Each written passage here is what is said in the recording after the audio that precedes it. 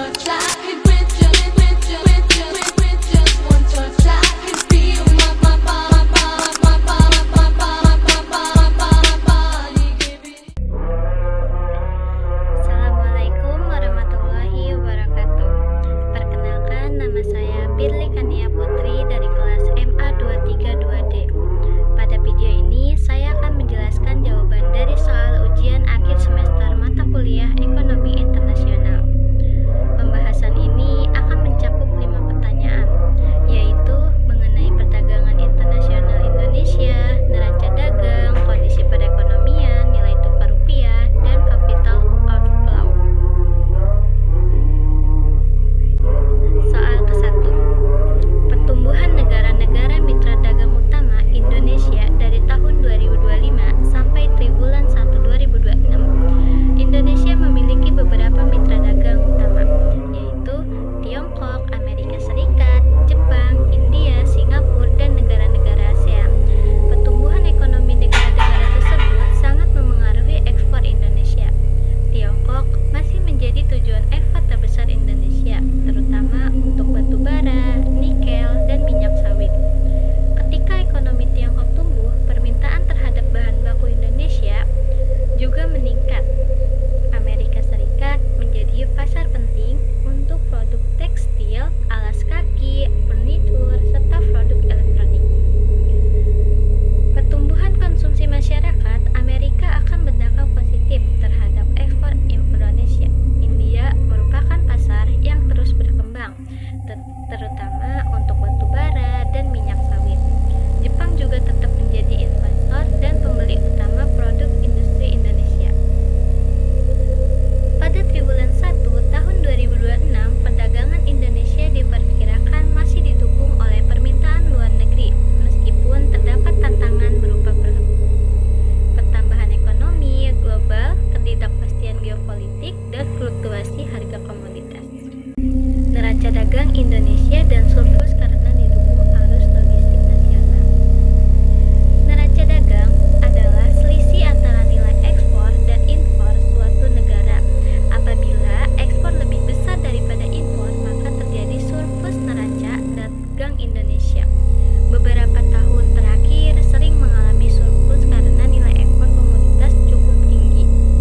Selain itu, peningkatan infrastruktur seperti jalan tol, pelabuhan, bandara, dan kawasan industri membuat distribusi barang menjadi lebih cepat dan efisien.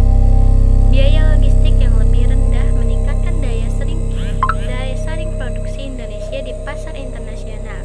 Dengan logistik yang semakin baik, proses ekspor menjadi lebih lancar sehingga mampu mempertahankan surplus neraca perdagangan. Namun demikian, Indonesia tetap perlu mengurangi ketergantungan terhadap ekspor komoditas mentah dengan meningkatkan ekspor produk bernilai tambah. Soal ketiga. Kondisi perekonomian Indonesia saat ini dan pengaruhnya terhadap bisnis di tempat Anda bekerja atau lingkungan sekitar.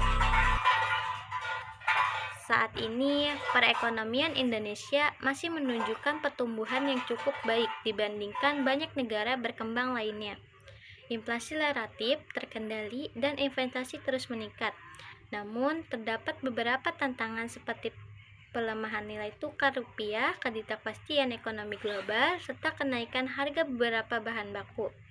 Jika dikaitkan dengan dunia usaha, kondisi tersebut dapat memengaruhi biaya operasional perusahaan. Misalnya, apabila perusahaan menggunakan bahan baku impor, maka biaya produksi akan meningkat ketika rupiah melemah.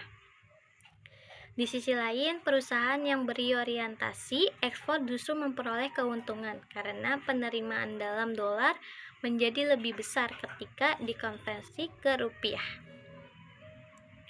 Bagi pelaku UMKM, stabilitas ekonomi sangat penting karena memengaruhi daya beli masyarakat secara keseluruhan.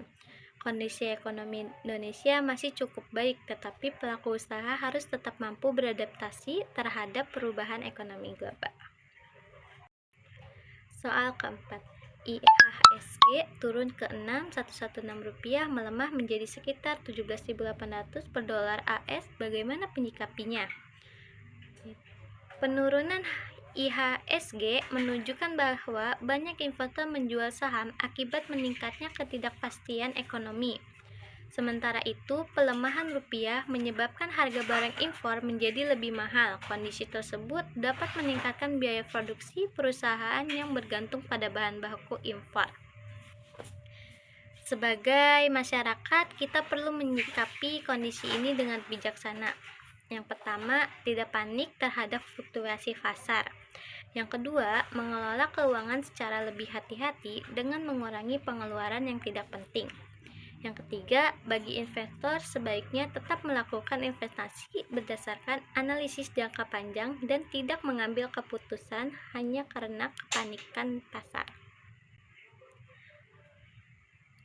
Soal kelima, capital outflow mencapai sekitar Rp4,5 triliun. Apa dampaknya bagi perekonomian Indonesia? Capital outflow adalah kondisi ketika investor asing menarik dananya keluar dari suatu negara. Jika dana asing keluar dalam jumlah besar, maka permintaan terhadap dolar meningkat, sehingga rupiah dapat melemah. Selain itu, pasar saham juga dapat mengalami penurunan karena banyak investor menjual asetnya. Dampak lainnya adalah meningkatnya biaya pinjaman dan berkurangnya investasi baru. Namun, capital outflow juga dapat menjadi momentum bagi pemerintah untuk memperkuat fundamental ekonomi melalui peningkatan investasi domestik, menjaga stabilitas inflasi, memperbaiki iklim usaha, dan meningkatkan kepercayaan investor. Dengan kebijakan yang tepat, dampak negatif capital outflow dapat diminimalkan. Kesimpulannya, berdasarkan pembahasan yang telah disampaikan, dapat disimpulkan bahwa kondisi ekonomi internasional sangat memengaruhi perekonomian Indonesia.